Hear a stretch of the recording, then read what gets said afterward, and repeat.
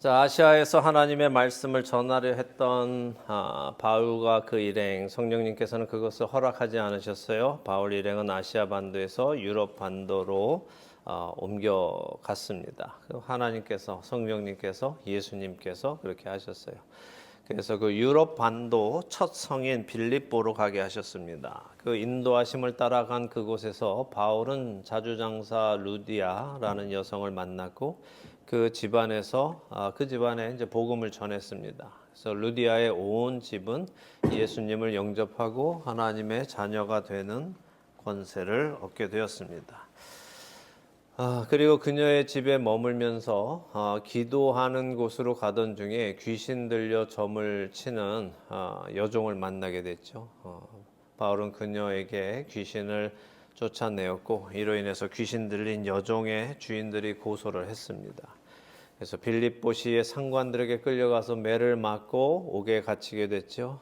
옥에 갇힌 바울과 실라가 기도했고 그 후에 하나님을 찬송했습니다. 옥문이 열리고 그들을 채우고 있던 착고도 다 풀어졌습니다.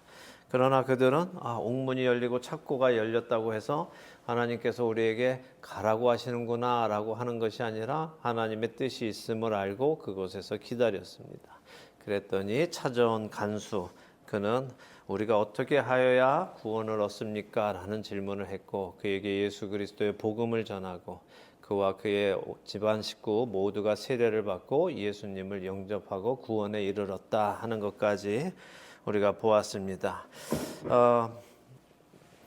바울 일행은 이제 그렇게 복음을 전하고 난 후에 그 간수 식구들에게 치료를 받았고 음식도 먹고 교제하면서 크게 기뻐했다라고 했는데 우리는 이 빌립보에서 일어나는 일들을 보면서 구원받은 자, 그러니까 구원받아야 할 자들, 구원받을 자들을 놓치지 않고 구원하시는 하나님의 일하심을 보게 됩니다.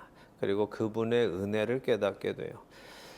그 시간에 그곳에 그 자리에 구원받을 자가 있기 때문에 하나님은 하나님의 사람들을 그곳에 보내십니다. 그 하나님의 구원의 역사를 우리가 볼 줄 알아야 합니다. 그리고 그곳에 그렇게 가는 하나님의 사람들 또한 우리가 보아야 합니다.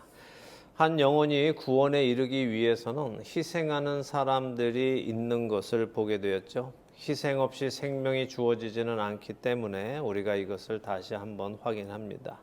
때로는 매맞는 자리일 수도 있고 억울한 자리일 수도 있고 깊은 옥의 자리일 수도 있습니다. 그러나 하나님은 그 영혼을 구하기 위해서 먼저 믿은 하나님의 자녀들을 그곳에 보내실 수 있다는 것입니다. 그래서 우리가 기억해야 하는 것은 하나님이 보내신 그 자리라면 그곳은 고난의 자리, 잊혀진 자리, 억울한 자리가 아니라 하나님께서 일하시는 생명을 구원하는 자리다 하는 것입니다. 그것이 사람의 눈에는 감옥이지만 하나님의 눈에는 선교지이고 사람의 눈에는 고난이지만 하나님의 계획 안에서는 한 영혼을 살리는 통로이기 때문에 우리의 시선이 주님의 시선과 같아져야 하는 것이 우리에게 필요합니다. 우리의 시선이 주님의 시선과 맞지 않으면 우리는 어떤 일들을 당할 때 오해하게 됩니다. 왜 나한테 이런 일이 일어나지 하면서 오해하는 사람들이 많죠. 우리의 시선이 주님의 시선과 일치되도록 날마다 변화로 이어지시는 여러분 되시기를 축원합니다. 오늘 이 사도행전 16장 나머지 부분 빌립보 사역의 마무리를 보면서 주님께서 우리에게 주시는 은혜를 또 한번 나누기 원합니다. 35절에서 40절입니다. 16장 35절에서 40절 함께 읽겠습니다. 날이 샘에 상관들이 부하를 보내어 이 사람들을 놓으라 하니 간수가 그 말대로 바울에게 말하되 상관들이 사람을 보내어 너희를 놓으라 하였으니 이제는 나가서 평안히 가라 하거늘 바울이 이르되 로마 사람인 우리를 죄도 정하지 아니하고 공중 앞에서 때리고 옥에 가두었다가 이제는 가만히 내보내고자 하느냐 아니라 그들이 친히 와서 우리를 데리고 나가야 하리라 한데 부하들이 이 말을 상관들에게 보고하니 그들이 로마 사람이라 하는 말을 듣고 두려워하여 와서 권하여 데리고 나가 그 성에서 떠나기를 청하니 두 사람이 옥에서 나와 루디아의 집에 들어가서 형제들을 만나보고 위로하고 가니라. 아멘. 자, 빌립보 간수와 그의 가족이 모두 구원에 이르자 다음날 날이 밝으니까 어때요? 상관들이 부활을 시켜서 바울과 실라 풀어줘라 라고 했습니다. 왜 갑자기 풀어주라고 했을까요? 전날에 그 정도로 매를 맞고 옥에 갇혀서 하루 정도 지났으니까 뭐 이 정도면 됐다 하고 풀어주는 것일 겁니다. 이 빌립보에 와서 빌립보 사람들이 받지도 못하는 또 행하지도 못하는 풍속을 전한 것에 대한 벌로 이 정도 벌, 그러니까 매 맞고 하루 저녁 옥에 갇힌 것으로 충분하다라고 그 상관들, 빌립보의 상관들이 관리들이 생각한 것 같아요. 자, 그래서 세상에서 보는 관점은 바울과 실라가 지은 죄에 대한 그 죄값을 치르게 했기 때문에 다음 날 내보내는 겁니다. 근데 하나님의 관점에서 볼 때는 어떨까요?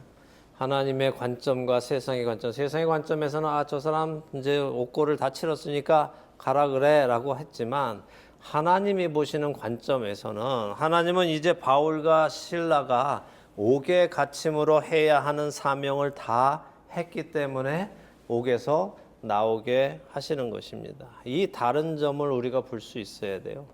신약 성경이 말씀하시는 지혜라는 단어는 소피아라고 우리가 야고보서 공부하면서 배웠습니다. 소피아, 신약 성경에서 말씀하시는 지혜란 어떤 거예요? 일반적으로 지혜라는 거는 현재 일어나고 있는 일을 볼 수 있는 그 순리, 섭리를 한 번에 알아채서 빨리빨리 그 일에 순리를 캐치해서 일을 해나가는 것을 지혜라고 합니다. 근데 성경에서 말씀하시는 지혜는 현재 일어나고 있는 일을 하나님의 관점에서 보는 것을 말씀하세요. 다시 말해서 지금 일어나는 이 일이 하나님께서 왜 허락하셨는가를 볼 수 있는 게 성경이 말씀하시는 지혜라는 겁니다. 세상의 관점으로는 바울이 벌을 받았기 때문에 지금 풀어주는 것이지만 하나님의 관점에서는 바울이 감옥에서 해야 할 일을 다 했기 때문에 풀려나게 하시는 거예요.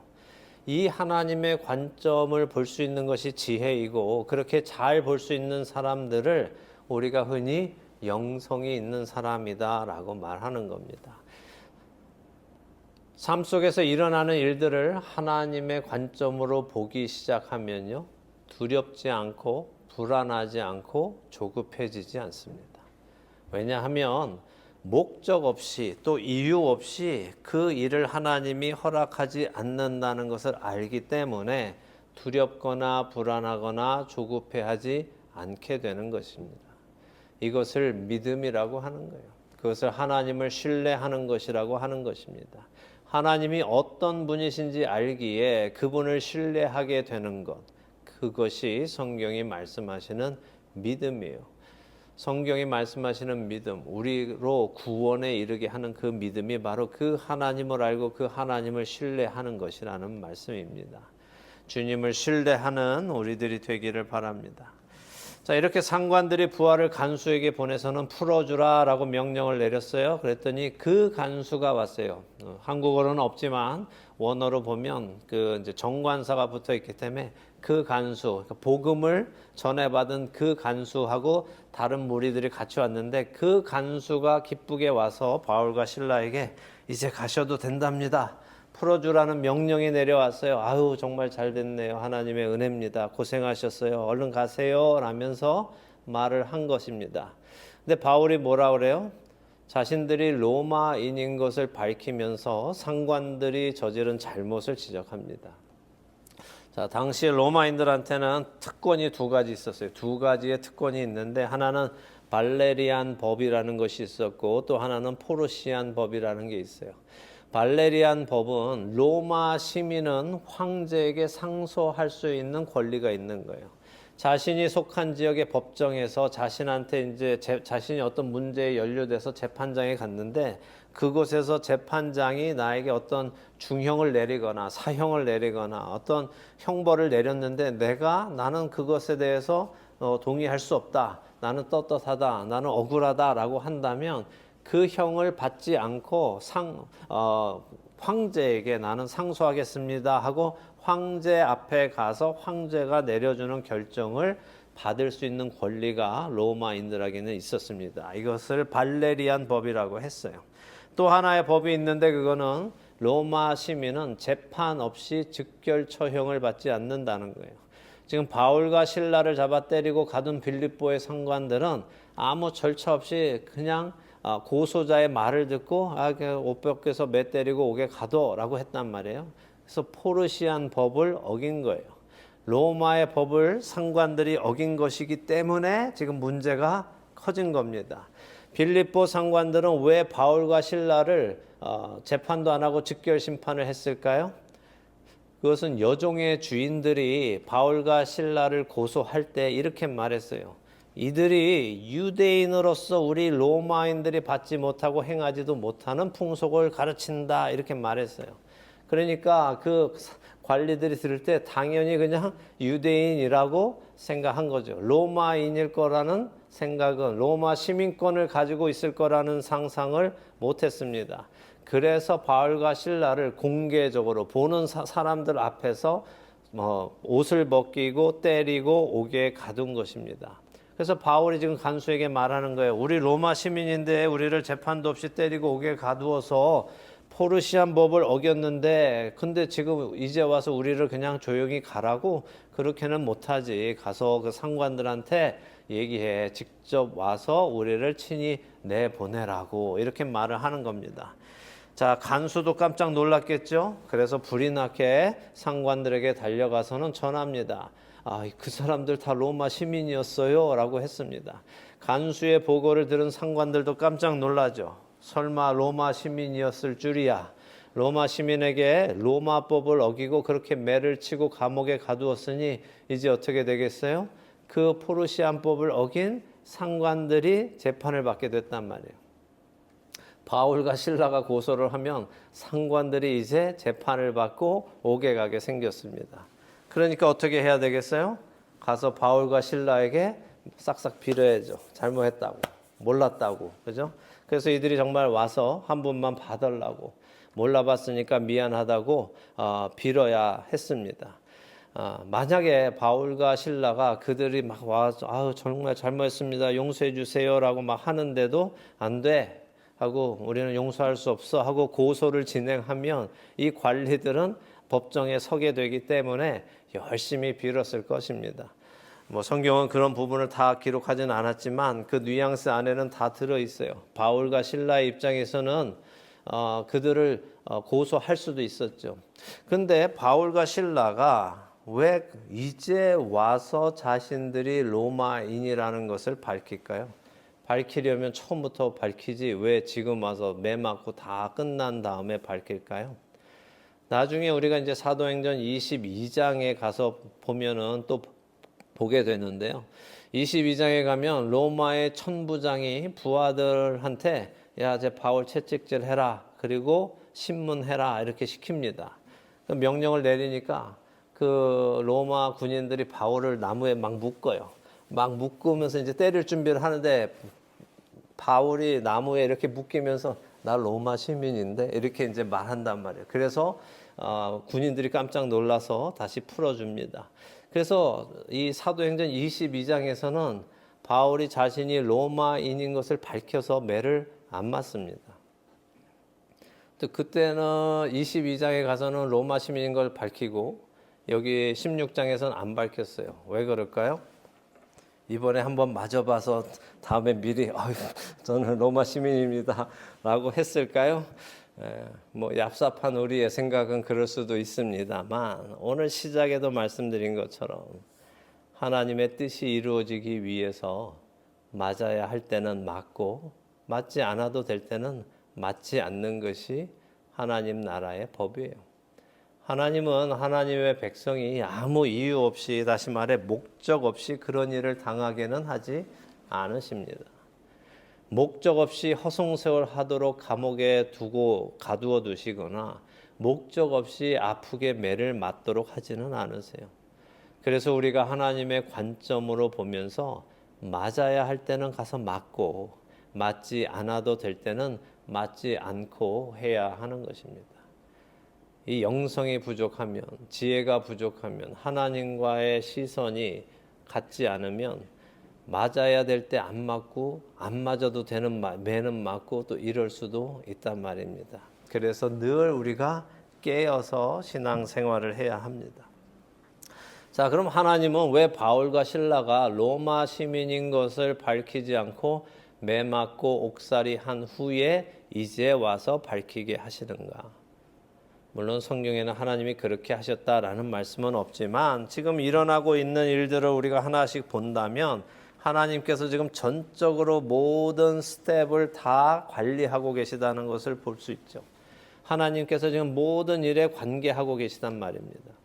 그렇기 때문에 이 일도 지금 이들이 처음 맞기 전에부터 로마 시민인 것을 밝히지 않고 이제 와서 밝히게 하는 것도 하나님의 은혜이고 하나님의 계획이 있으신 것입니다. 그럼 하나님의 그 목적, 하나님의 계획은 무엇일까요? 이 빌립보시에 생겨난 그리스도인들 몇 명이나 돼요 지금? 정확하게 숫자는 알 수 없지만 루디아 집안하고 간수 집안 이 두 집안만 지금 이 빌립보시에서 복음을 받아들인 거예요. 아주 소수의 사람들이 예수님을 믿습니다. 그런데 지금 여종의 주인들이 고소할 때 그 말을 우리가 다시 생각해 보면 그들은 이미 바울 일행이 전하는 메시지가 무엇인지 알고 있었어요.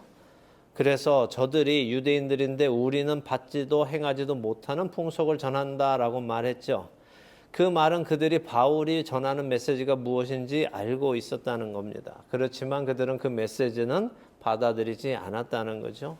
그렇기에 이 지역, 이 빌립보 지역의 그리스도인들은 지금 루디아 집안과 간수 집안 둘밖에는 없습니다.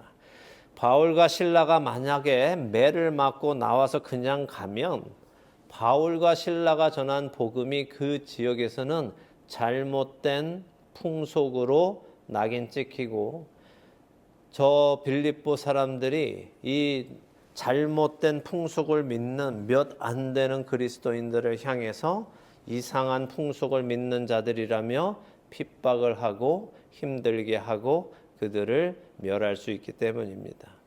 그런데 지금 빌립보시 상관들이 바울과 실라 앞에 와서 이들을 풀어줄 때는 그냥 아유 죄송합니다 안녕히 가세요라고 하는 것이 아니라 공식적으로 이들이 잘못이 없다라는 것을 보여줘야 돼요. 선언해야 하는 것입니다. 그렇게 하면 공식적으로 빌립보 사람들 앞에서 이 관리들이 우리가 잡았던 이 사람들 아무 죄가 없다. 그들을 우리가 실수했다라고 해서 내보낸다면 바울과 실라가 전한 그 복음이 잘못된 풍속이 아니라는 것을 증언하는 것이고 또한 빌립보 사람들이 적은 수의 그리스도인들을 함부로 못하게 되는 것이고 또 상관들은 자신들의 신변 안전 때문에 이 적은 수의 그리스도인들을 보호해 주어야 합니다. 자칫 잘못하면 바울과 실라가 자신들을 고소할 수 있을 것이라고 생각하니까 그렇죠. 근데 이거는 바울과 실라가 협박한 거 아니에요. 니네 잘못하면 고소할 거야. 이렇게 하는 게 아니라 인간은 항상 제가 말씀드리죠. 자기 입장에서 남을 생각한단 말이에요. 저 사람 그럴 거야. 이렇게 하는 이유는 자기가 그런 사람이기 때문에 그래요. 거짓말 안 하는 사람은 다른 사람이 거짓말 한다고 생각 안 합니다. 늘 거짓말 하는 사람은 저 사람 거짓말일 거야 라고 생각한다니까요. 그러니까 항상 사람은 자기를 중심으로 생각해요. 그러니까 그 사람 상관들이 생각할 때 바울과 실라가 나를 고소할 수 있으니까 눈치 잘 보고 잘해야지. 그럼 바울과 실라는 협박을 한 적이 없습니다. 그러나 그들은 그렇게 생각하는 거죠. 세상에 속한 자들이니까 어떻게 해야 살아남는지 그 처세술을 잘 알고 있는 거예요. 우리는 사도행전의 시작에 복음을 통해 교회가 탄생한 후에 어느 정도 성장할 때까지는 하나님이 보호하고 계시는 것을 보았죠.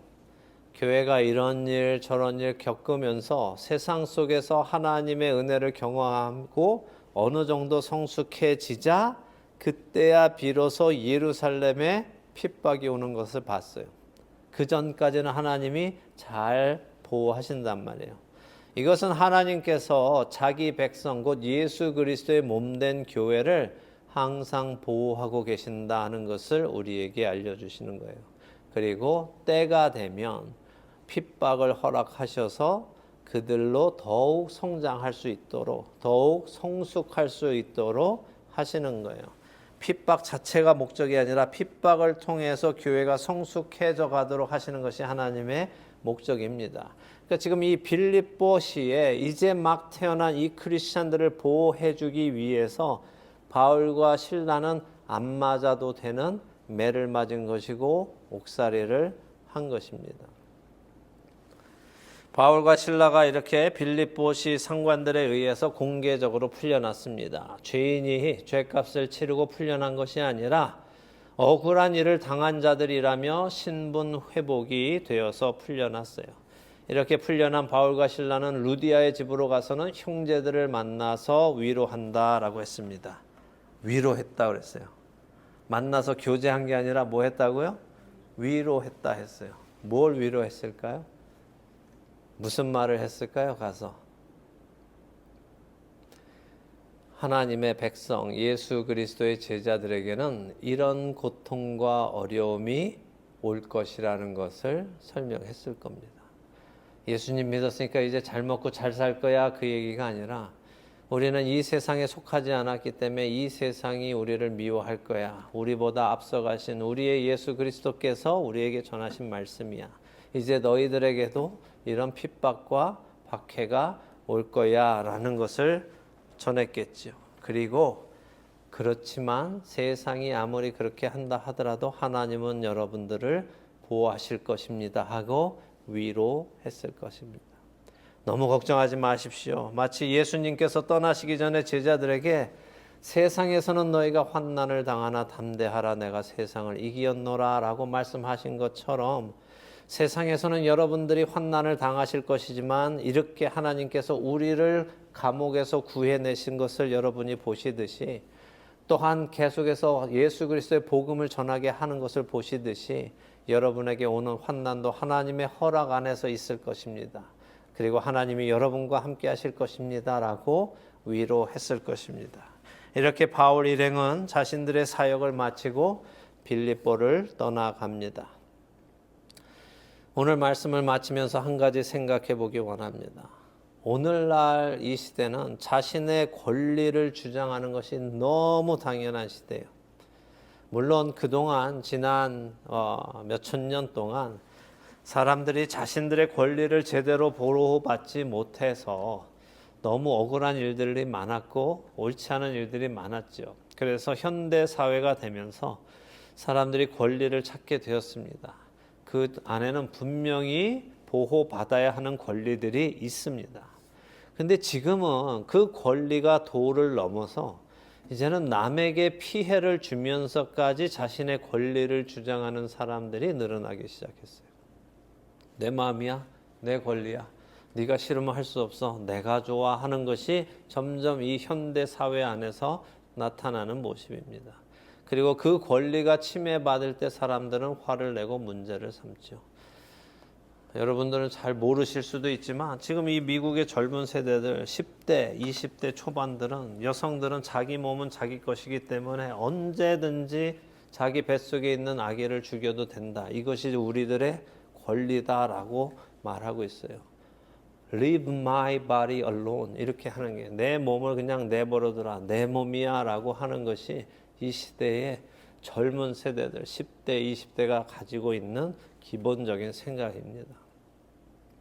그 아이들은 그 몸속에 있는 그 태아가 사람이 아니라고 배워왔어요. 그렇게 알고 있습니다. 이것이 오늘의 세상의 모습입니다. 자신의 권리를 찾고 누리겠다 하는 것이 세상의 모습입니다. 오늘 사도 바울과 실라의 이야기 속에서 우리는 그리스도인은 자신에게 있는 그 권리를 내려놓을 수 있다는 것을 배웁니다. 저는 그것을 권리 포기라고 말하고 싶어요. 우리에게 권리가 있는데 그 권리를 우리가 포기하는 거예요. 사람들은 내 권리야 하고 자기 권리를 찾아 먹으려고 하지만 그리스도인들은 자기 권리를 내려놓을 수 있는 사람들이란 말씀입니다. 로마 시민으로 그들은 재판을 받기 전에는 매를 맞지 않을 권리가 있었지만 그들은 그 권리를 사용하지 않았습니다.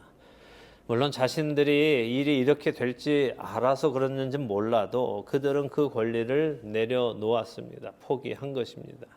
그들이 그 권리를 사용했다면 그들은 매를 맞지 않아도 되었고 감옥에 가지 않아도 되었습니다. 그러나 어쩌면 그렇게 그들이 그 권리를 사용했다면 간수와 그의 집은 구원의 복음을 듣지 못하게 되었을 수도 있겠죠. 물론 하나님의 나라에서 만약은 없지만 그럴 수도 있다는 것입니다. 이것이 그리스도인들의 특별한 권리입니다. 우리에게는 특별한 권리가 있는데 그 권리가 뭐냐? 권리를 포기할 수 있는 권리예요. 우리에게 주어진 권리를 다 누리지 않고 내려놓을 수 있는 권리도 우리에게는 있습니다. 우리에게 있는 권리도 하나님 나라를 위해서 또 한 생명이 살아나는 데에 쓰임받기 위해서 넉넉히 포기하는 것, 아쉬워하면서 포기하는 게 아니라 기쁨으로 포기하는 것, 그것이 또한 우리에게 있는 권리입니다. 세상은 자신의 권리를 하나도 빼앗기지 않으려고 하지만 그리스도인들은 하나님 나라의 유익을 위해서 자신의 권리를 내려놓습니다. 이것이 하나님 나라의 거룩함이에요. 세상과 다른 거룩함입니다. 빌립보서 2장 5절에서 8절 말씀 읽어드리죠. 너희 안에 이 마음을 품으라. 곧 그리스도 예수의 마음이니 그는 근본 하나님의 본체시나 하나님과 동등됨을 취할 것으로 여기지 아니하시고 오히려 자기를 비워 종의 형체를 가지사 사람들과 같이 되셨고 사람의 모양으로 나타나서 자기를 낮추시고 죽기까지 복종하셨으니 곧 십자가에 죽으심이라. 예수님은 하나님의 본체이시지만 그 권리를 사용하지 않고 내려놓으셨어요. 포기하셨습니다. 하나님과 동등됨을 취할 그 권리를 내려놓으시고 종의 형체로 섬김의 자리로 내려오셔서는 죽기까지 복종하셨습니다. 그 예수님으로 인해 우리가 생명을 얻게 되었습니다. 이제 그 예수님을 따라 이 땅에 생명을 전하기 위해서 우리의 권리를 포기할 수 있는 넉넉한 은혜가 우리 모두에게 있기를 예수님의 이름으로 축원합니다.